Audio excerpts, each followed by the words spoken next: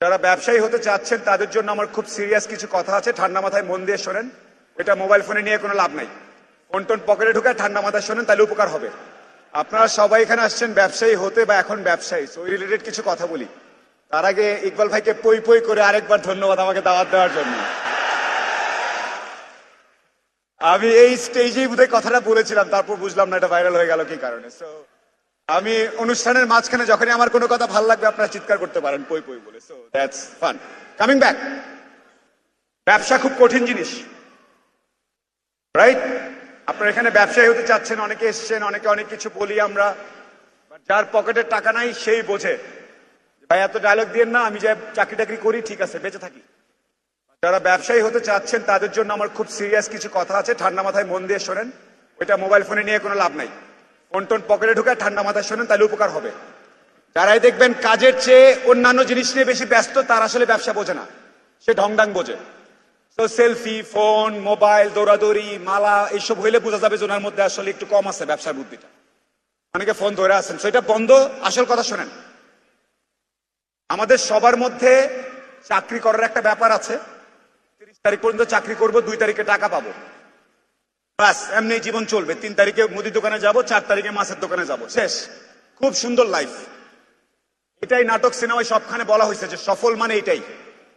সকালে উঠবা, চা খাবা, বাস ধরবা, অফিসে যাবা, বসকে তেল দিবা, ফাইল টাইল সাইন করবা, কয়েকটা ফাইল আটকে রাখবা, তারপর আবার সন্ধ্যাবেলা চলে আসবা, রাইট? যদি ব্যবসায়ী হতে চান এই চিন্তা একদম ঝেড়ে ফেলতে হবে। এবং এই চিন্তা ঝাড়তে গেলে বউ, গার্লফ্রেন্ড, বাপ, মা, আত্মীয় স্বজন, পাড়ার সবাই হাসাহাসি করবে, ওটা ব্যাক কল।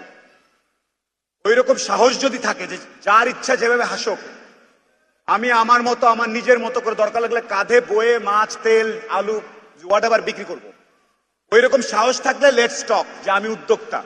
আদারওয়াইজ ইকবাল বার ভাই যে চেষ্টা করে যাচ্ছে 1531 দিন ধরে, এদিক দিয়ে ঢুকবে, এদিক দিয়ে বের হয়ে যাবে। আজকাল তো এদিক দিয়ে ঢুকে না, ওই কি সিপিইউতে এদিক দিয়ে ঢুকে, সিপিইউর ওদিক দিয়ে বের হয়ে যায়, অনলাইনে সবকিছু। ওকে, কামিং ব্যাক। নাম্বার 1, বাংলাদেশের প্রতিষ্ঠিত জীবনবোধ, পেশাগত বোধের বাইরে আসতে হবে। যদি সাহস থাকে তাহলে উদ্যোক্তা হন।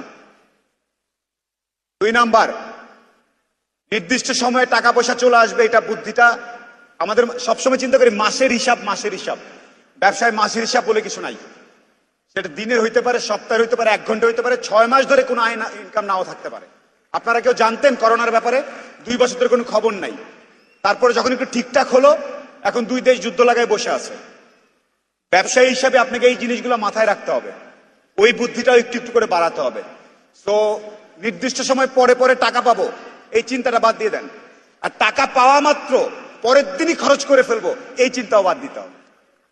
আজকে টাকা পাইছে, 2টা ভালো ডিল হয়েছে, চল মামা সাইজ করে ফেলি আজকে, চল বাড়ি কিনা ফেলাই, জমি কিনা ফেলাই, এই করে ফেলাই, সেই করে ফেলাই, ফুটানি দেখায় ফেলাই, এটা বাদ দিতে হবে।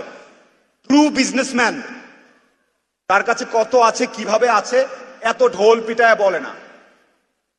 তার জীবন আচরণ দেখে একটা নির্দিষ্ট সময় পর্যন্ত বুঝতে পারা উচিত না যে তার মূলধন, পুঁজি, লাভ, ক্ষতি কতটুকু। এই বুদ্ধিটা মাথায় ঠিক মতো ঢোকান। 2 কেজি তেল, 2 কেজি ডাল বেশি বিক্রি হয়েছে, আজকে যায় স্যুট টুট কিনে একাকার অবস্থা, অফিসের পুরো কেবিন টেবিন সাজাই ফেললাম,